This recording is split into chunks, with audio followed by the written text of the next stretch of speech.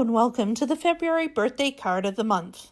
This is a new feature I started last month where I create a card that I'll send to my close friends who have birthdays in that particular month. If you're new to my channel, please subscribe so you don't miss any of the future birthday cards of the month or other fun tutorials on my channel. Forgive me for not posting very much recently. A 2-week trip to Australia turned into 6 weeks so I could help my parents as my father goes through some surgeries. That has kept me very busy, as you can imagine. I've finally been able to get this video together, which has been a welcome distraction from all the medical issues I've been dealing with my dad. This isn't my typical setup. I filmed it on the back porch at my parents' house with my brothers and sisters sitting around me. And sometimes the shenanigans play into the video, but not too much. Anyway, I hope you enjoy the video, and here we go. Today's card is inspired by the Altenew Academy class, Marvelous Marker Techniques. This class teaches different techniques to jazz up your cards using alcohol markers, other than the usual coloring.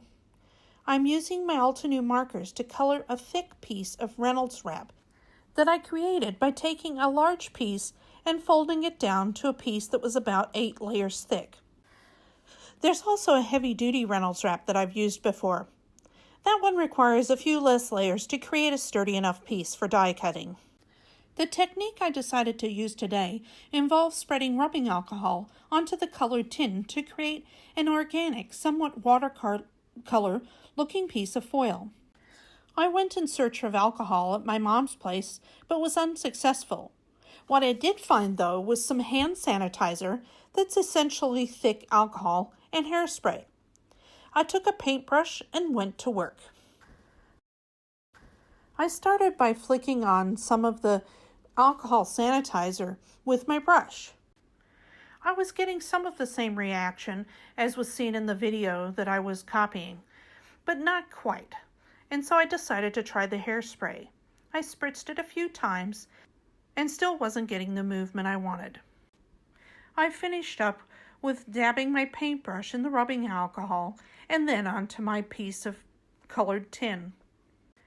This worked well to make the lines of the marker coloring disappear, and it created a kind of marbling effect on top of the tinfoil. I was actually really happy with how this turned out and look forward to playing with this technique more in the future. I set aside this piece to dry and went about creating the focal point of my card using my favorite stamp set from the Altenew January release. It's called Wonderland. I got to play with this set at Creativation and fell in love with it. As you can see, I took the largest flower and stamped it in the corner and the smaller cluster of 2 stems on the opposite corner. I used the Altenew permanent black ink pad as I would be using my Altenew alcohol markers to color, and this ink is perfect for them. I used a very simple process to color these stems. I colored each petal individually. First, I'd cover the entire petal with the lightest shade. I'm going over this one the second time because the first petal was a tester and I had mistakenly started with the second lightest color. Going over the second petal another time darkened the color just slightly to help the petal coordinate nicely with the first petal. The next step is to take the second lightest color and flick up from the point of the petal that is most towards the center of the flower to the center of the flower. I then blended these 2 colors together using the lightest color. Finally, I took the darkest color and gently colored the same point that we started at with the last step. This would be the darker part of the petal, as it is closest to the center and therefore needs to be colored the darkest. After coloring the darkest color, I used the middle color to blend out the darkest color into the middle color. I repeat this process on each of the petals until I'm satisfied with how that particular petal looks, and then move to the next petal. I'll fast forward through this as it gets kind of boring, and I didn't want to do that to you. Now that my flowers are all colored and pretty, it's time to create the happy birthday sentiment using the Altenew fine alphabet dies. These are great dies for being able to say a lot on an A2 card front. They're thin and delicate and bold and beautiful, the perfect combination. I took my now dried and colored piece of layered tinfoil and cut the words Happy and Birthday for the front of my card. I tried different placements of the words and finally settled on the horizontal look for today's card. Now here's a demonstration of how it isn't a great idea to try and film a video at the table surrounded by parents and siblings who were preparing dinner. I was so excited because I was going to try out this great way of lining the letters up to glue them on the front of the card straight. I took a piece of the low-tack purple tape and began to place each letter on the bottom edge, being careful to line them up evenly.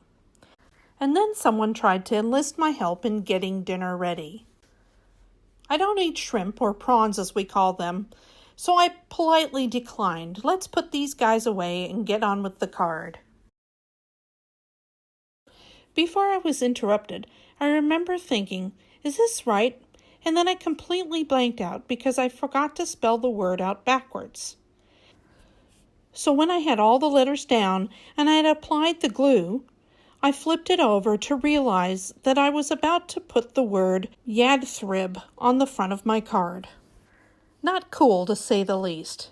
Because the glue was already down, I quickly reversed the word and applied it with no problem. I repeated the process with the word Happy, and now it was time to finish this card.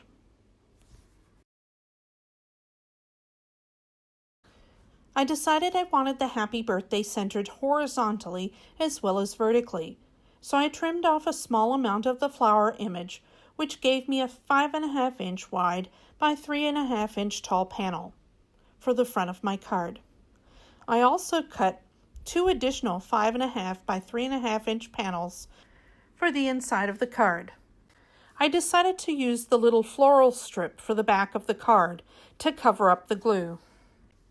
I applied adhesive and placed the decorated panel on the center of the front of this vellum card base that I created, and then used a second panel on the back to hide all of the glue.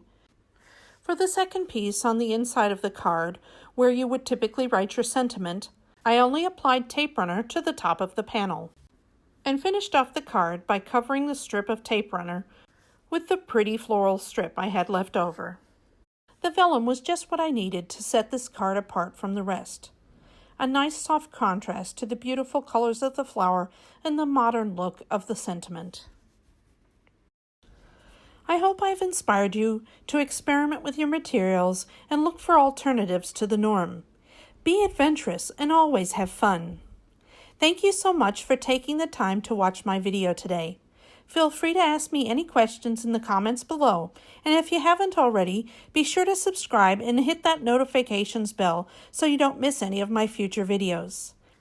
Until next time, happy card making!